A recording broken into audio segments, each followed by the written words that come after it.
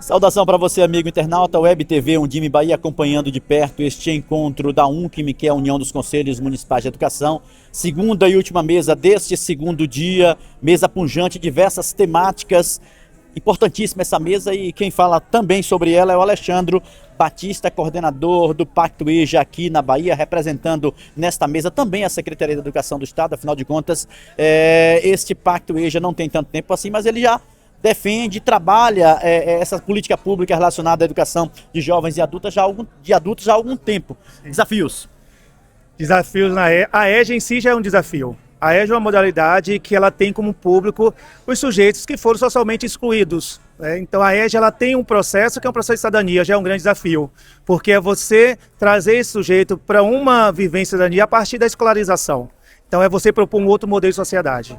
E qual é o maior grande desafio? A gente tem um desafio etário, na verdade, na EJA. A grande população de pessoas não escolarizadas hoje, principalmente na Bahia, ela tem 60 anos ou mais. Isso mostra como, historicamente, a política de educação foi constituída nesse Estado. Então, o governo de Estado, a gente tem investido muito na recondução de uma outra perspectiva de educação, uma educação que a gente compreende que é ao longo da vida. Então, o desafio é ampliar esse número de matrícula, fazer com que, estimular o regime de cooperação junto com os municípios, porque a gente precisa fortalecer, chamar a universidade, chamar os conselhos, os fóruns de EJA, toda a comunidade geral, para de fato fazer com que a educação seja um direito. E a mesa de hoje foi muito representativa justamente por causa disso, porque a gente estava falando da educação básica. A gente teve toda a reflexão do ensino infantil, passando pelo ensino integral, passando pelo quilombola, campo, povos originários, ou seja, ribeirinhas. Então, todos esses segmentos são segmentos também presentes na EJA. Então, a EJA meio que agrega todos esses sujeitos.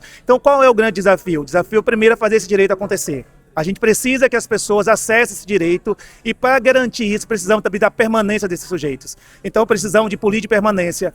Hoje, no médio, a gente tem na EJA, que foi estendido para a EJA o pé de meia. A gente tem um Bolsa Presença do governo, que fortaleceu e muito, então a gente tem um crescimento de matrícula, mais de 120 mil matrículas na rede estadual, devido a grande parte de toda a aparelhagem de escola, de formação de professor, que a Secretaria tem investido, mas a gente precisa também que esse investimento chegue no município. A gente precisa que o município também tenha políticas de fortalecimento da educação, porque a gente precisa fortalecer o fundamental para que também o médio sobreviva. Então é uma cadeia que a gente precisa e fazer que seja realmente um país educador. Porque a educação ela não é restrita só à escola, a sociedade precisa ser implicada nesse processo. Quando nós temos esses desafios lá na ponta, certamente se essa ação coletiva não acontecer, os desafios vão se ampliar, a dificuldade vai ser ainda maior. Neste momento nós temos aí o fomento do governo federal para a ampliação destas matrículas, mas manter esses estudantes lá na escola tem sido muito difícil, tem sido muito desafiador por uma série de questões, seja por conta de locomoção, escolas que precisam ser reestruturadas, a questão pedagógica também precisa ser reestruturada, readequada para esta etapa, não é que é uma etapa, não é uma etapa da educação básica, mas é uma modalidade de ensino. Sim, e o que você está falando é pertinente, porque não existe política pública sem financiamento. E o que aconteceu? A gente tem aí, a EJA tem aí uma lacuna de quase uma década de financiamento negativos, que começou com o governo Temer e se assentou no Bolsonaro, que foi inclusive com a exclusão da SECADI, que é a Secretaria Responsável pela Educação de Jovens e Adultos. Então a gente está num momento de reconstrução. E nesse momento de reconstrução, uma parte importante foi justamente o Pacto da Superação do Analfabetismo e Qualificação da EJA. São 11 ações que o Pacto traz de fortalecimento, que passa desde chamada pública, como falando, implicando esses sujeitos, todos eles, porque a gente acredita que sem esse diálogo intersetorial, chamando universidade, escola, conselhos, CRAs, PSF, a gente não consegue de fato implementar uma educação de jovens que seja inclusiva. A gente tem o PDDE de volta, que é o dinheiro direto na escola, que a gente tem de equidade, que o Pacto também proporcionou.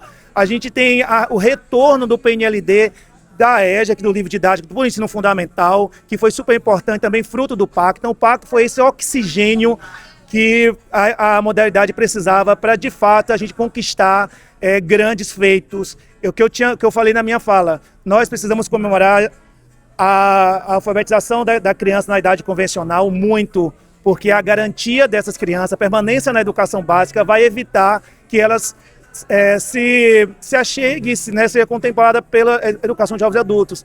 Porque eu tenho falado, a educação de jovens e adultos não era para existir. Ela só existe porque existe desigualdade social.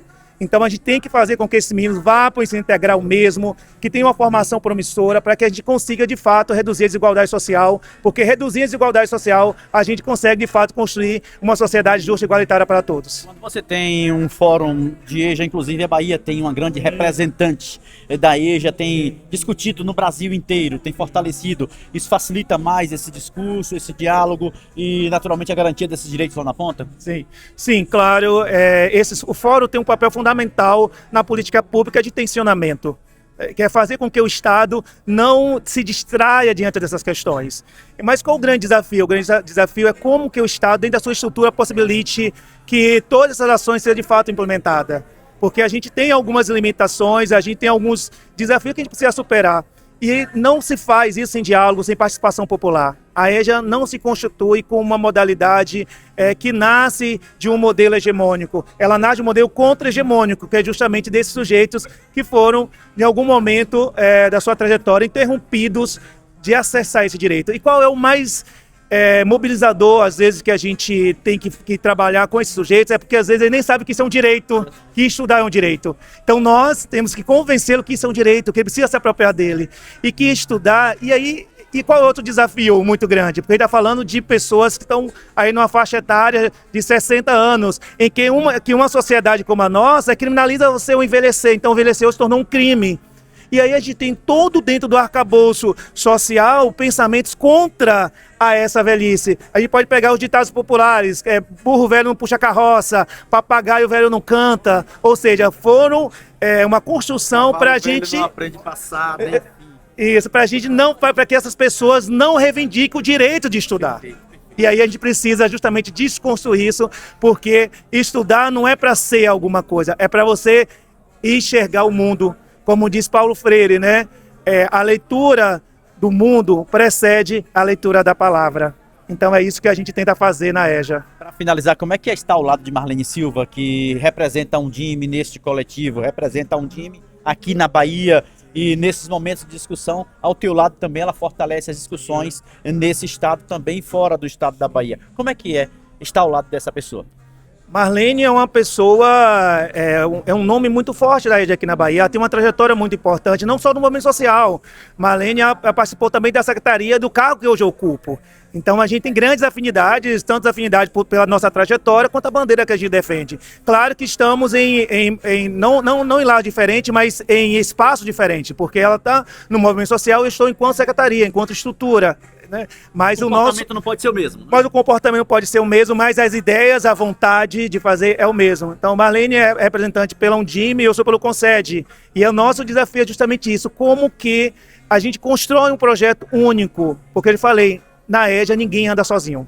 Então é importante. Aí a gente tem Marlene, tem Isa Castro, tem outras pessoas que vieram antes de mim, que estão aqui na luta por uma educação de qualidade. Eu falo que eu estou muito feliz de estar vivendo esse momento na Secretaria de Educação, porque a gente tem conseguido grandes vitórias diante de todo o desafio que é você trazer a educação para os jovens e adultos. E para finalizar, eu queria dizer assim, venha para as escolas, venha para a nossa escola, porque a nossa escola está preparada para receber, com alimentação de qualidade, com professores capacitados, com material. Investimos 70 milhões de reais, o governo Jerônimo, a secretária Rovena, investiu 70 milhões no livro didático da EJA para o ensino médio, porque o PNLD da EJA só com tempo fundamental, então nós tivemos esse investimento, ou seja, é realmente um governo que não deixa ninguém para trás e eu estou muito feliz. Isso tudo é Web TV Undime Bahia, seguimos juntos como sempre com os pés no chão e o coração onde for preciso.